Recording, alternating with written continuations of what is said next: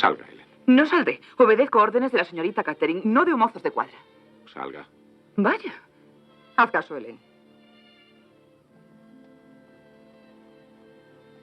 Y ahora que estamos felizmente solos, ¿puedo saber a qué se debe este gran honor? Va a volver aquí. Pero es insoportable. Absolutamente insoportable. No pensabas eso esta mañana en los páramos. Bueno, en casa cambio de humor. Va a venir. Desde luego que no. Y ahora vete. Mientes. ¿Por qué te has puesto ese vestido de seda? Porque la gente bien se arregla para cenar. Tú no.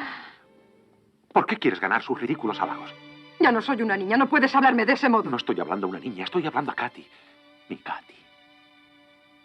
Soy tu Katy. Sí. Y debo aceptar tus órdenes y permitirte que elijas mis vestidos. No te vas a pasar la noche sonriendo con afectación y escuchando su charla insulsa. ¿Y por qué no? No. Para que lo sepas. Es más divertido que escuchar a un mozo de cuadra.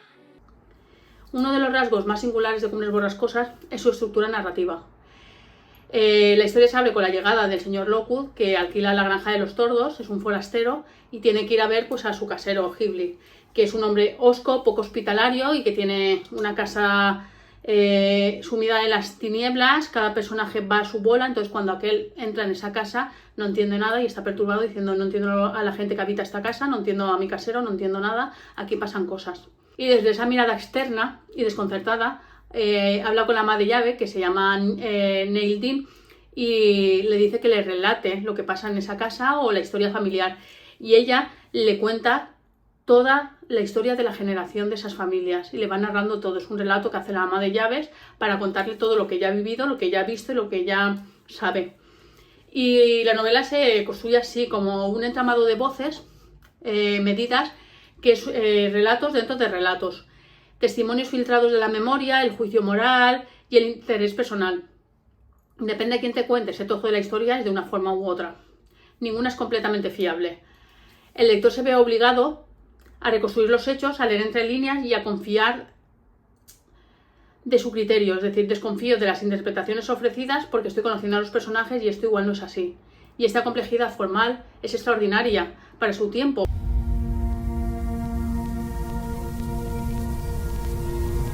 Y la novela se construye como un entramado de voces medianas. Son relatos dentro de relatos.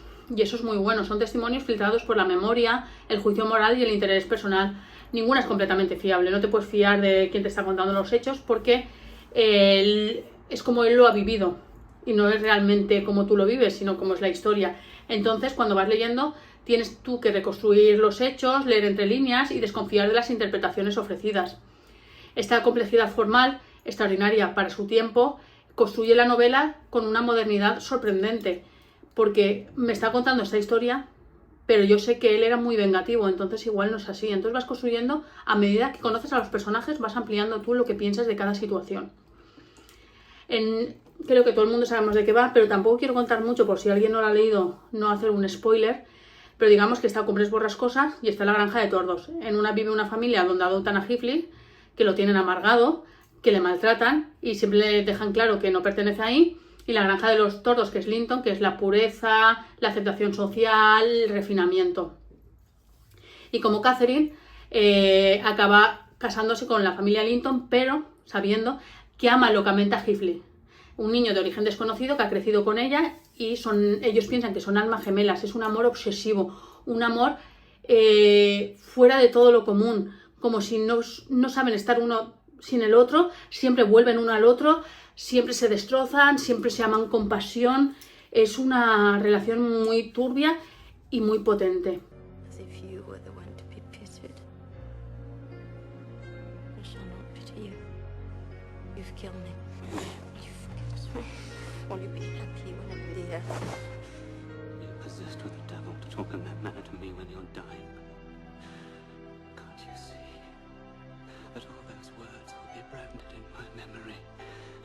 Deeper eternally while you are at peace. Shall not be at peace.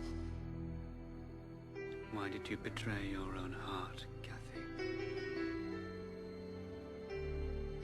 You loved me.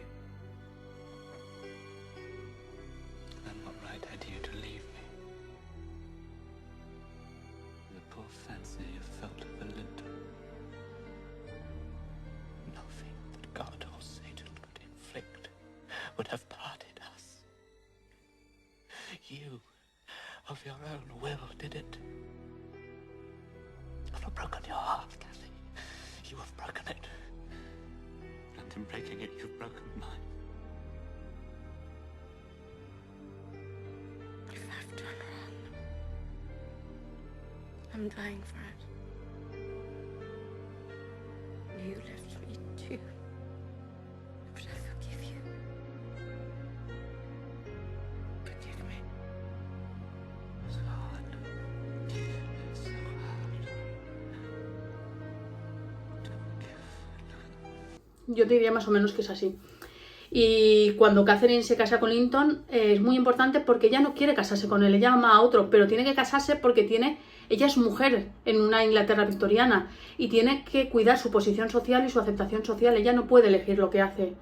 Pero esto no lo entiende Gilfrey porque la ama y sabe que ella le ama, entonces ahí se vuelve vengativo y todo el dolor que le han hecho de pequeño, de adulto, y digamos que verla ella casada con otro, pues lo hacen vengativo y malo. Pero es una rabia y un odio que lo tienes que comprender, porque él no nace malo, él se hace malo por todo lo que le ha hecho la sociedad, todo lo que le han pegado, todo lo que le han amargado. Y aunque hay situaciones que no lo puedes perdonar, que lo odias y que dices, pero ¿qué está haciendo? Le tengo un asco que no puedo con él, también estás viendo lo que ha pasado y acabas entendiendo por qué actúa así, aunque no lo compartas. Porque tenemos en cuenta que la violencia, el maltrato psicológico era continuo al pobre chico. Y luego también hay que atender a Catherine, que los matrimonios por interés y la desposesión económica es una herramienta de dominio ya en esa época. Pero bueno, luego está la segunda generación formada por Harrington y Cathy y hereda ese paisaje emocional devastado, pero sin embargo esta nueva generación no quiere la venganza, no quiere vivir lo que han vivido y quiere romper ese ciclo de odio heredado. Y es muy importante esto porque es cuando termina este odio heredado y cómo podemos hacer que ya no manche más a nuestra familia, y aquí es muy importante eso. Y las dos casas, la Cumbre de Borrascosas y la Granja de los Tordos, los espacios, desempeñan un papel central en la novela. Los páramos no funcionan como, digamos, un simple fondo escénico, sino como una prolongación del mundo interior de los personajes, digamos.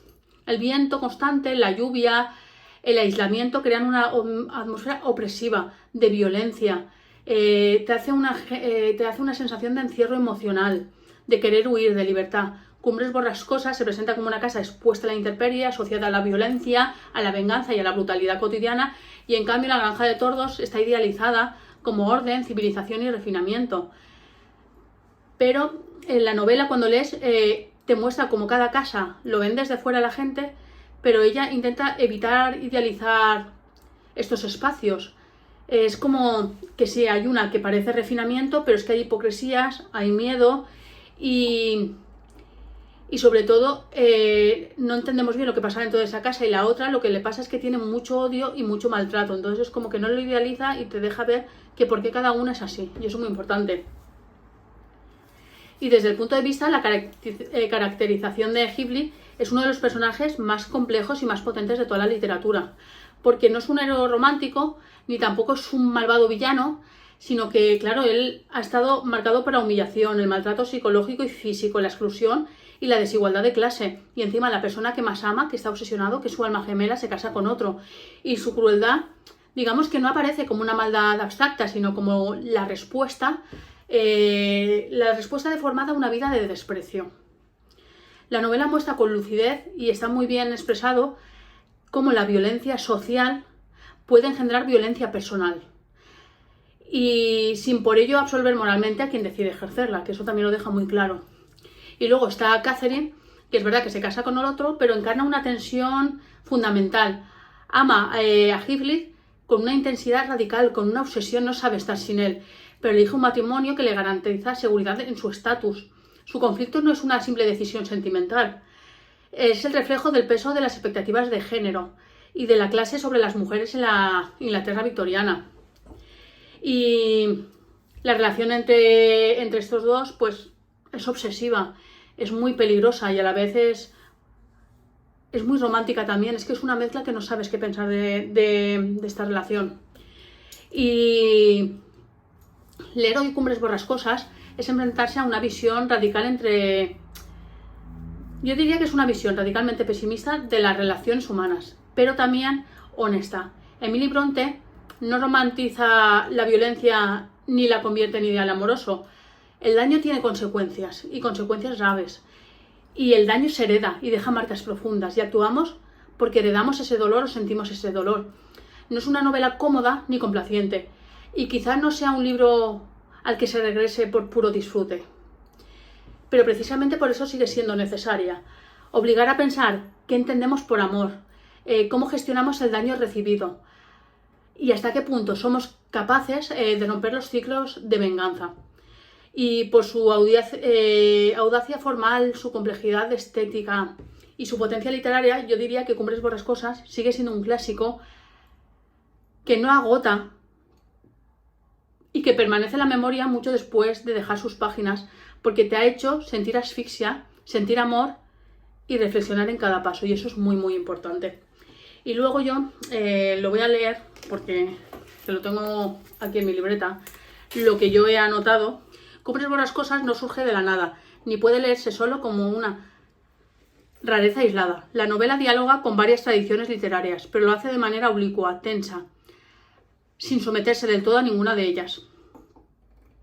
La novela mantiene una relación evidente con la tradición gótica, aunque de nuevo sin ajustarse de todas sus convenciones. Hay casas inquietantes, encierro, violencia, fantasmas y atmósferas opresivas. Sin embargo, el verdadero horror no procede de lo sobrenatural, sino de las relaciones humanas. Otra influencia clave que yo veo es la tragedia clásica, especialmente en la forma que el conflicto se transmite de una generación a otra, como en la tragedia griega. Los personajes parecen atrapados en un destino heredado, marcado por la culpa, el rencor, la repetición del daño. Finalmente, aunque no suele mencionarse mucho, creo yo lo veo como una novela psicológica moderna. La atención al trauma, a la herida emocional y a la interioridad contradictoria de los personajes y a los efectos de la violencia estructural. Obras con las que puede compararse. Si pensamos en otras obras con las que Cumbres Borrascosas dialoga, la comparación inevitable es con su hermana, Charlotte Bronte, y con Jane Eyre. Ambas novelas comparten ciertos elementos, como la intensidad emocional o el protagonismo femenino. También diría que puede compararse un poco con Charles Dickens, especialmente lo relativo a la crítica social y a la representación de la infancia maltratada. Sin embargo, Dickens suele confiar en la redención moral, y la Bronte adopta una mirada mucho más sombría y pesimista. Si ampliamos un poquito el marco, también hay grandes novelas trágicas sobre la pasión destructivas como Madame Bovary o Ana Karenina. Y luego también, digamos que para mí también tiene ese punto plano poética de Emily Dickinson. Y luego yo, lo último que he escrito es, situada en ese entramado de influencias y diálogos, Cumbres Borrascosas aparece como una obra profundamente singular. Toma elementos del romanticismo, lo gótico, la tragedia y la novela social, pero lo transforma en algo propio y radical. No ofrece consuelo ni modelos. Ofrece, en cambio, una exploración implacable del amor, del daño y de la herencia emocional. Por eso sigue dialogando con lectoras y lectores contemporáneos, y por eso resulta tan difícil olvidarla. No pertenece del todo a su siglo, y quizá por eso sigue siendo incómodamente actual. Y nada, esta es mi opinión. Os recomiendo leerlo. Es un viaje brutal, es uno de los mejores clásicos que yo he leído. Uno de los clásicos que está en mi top 5, que en unos años sé que la voy a releer y os recomiendo de leerla, disfrutarla y que saquéis vuestras propias conclusiones. Y luego, dentro de poco, creo que el 14 de febrero, saca la película, que creo que me han dicho que no es verídico a esta, pero también hay una más antigua que me han dicho que sí, que se adapta más al libro. Y nada, esto es todo. Muchas gracias.